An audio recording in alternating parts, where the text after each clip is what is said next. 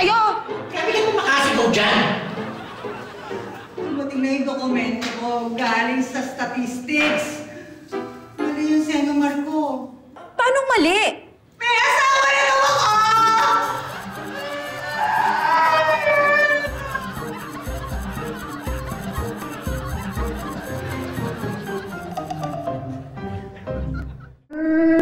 Paano mo nagawa sa akin to? Hindi ko naman talaga alam eh. Pwede ba yun? Hindi mo alam. 2 araw pa lang tayo, Tere. Tapos malalaman ko, kasal ka na pala sa ibang lalaki. Promise, Gabi ko. Pati ako nagulat din. Anong gabi ko? Wala na tayo. Huwag naman, please! Gabi ko! Gabi ko! Grabe! Para tayong nanonood, no? Nakida. Ng horror movie.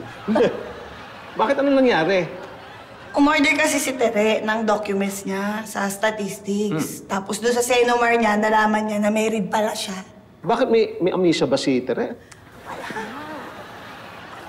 Eh, bakit nakalimutan niya may asawa pala siya? Nako, alam niyo kung ano yan, scam yan. May napanood na akong ganyan. Tamang-tama, may kakilala akong makakatulong kay Tere.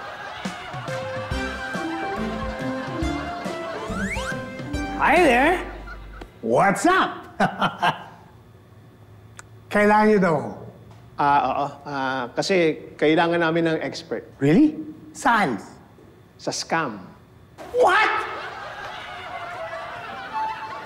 Sa bagay. Thank you.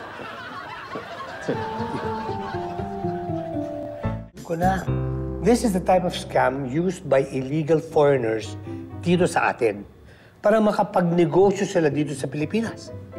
Kaya nagkukunwari sila, nakasal sila sa Pinay. Teka muna, paano nila nakuha yung personal information ni Tere? Eh, kasalanan niya rin kasi ito eh.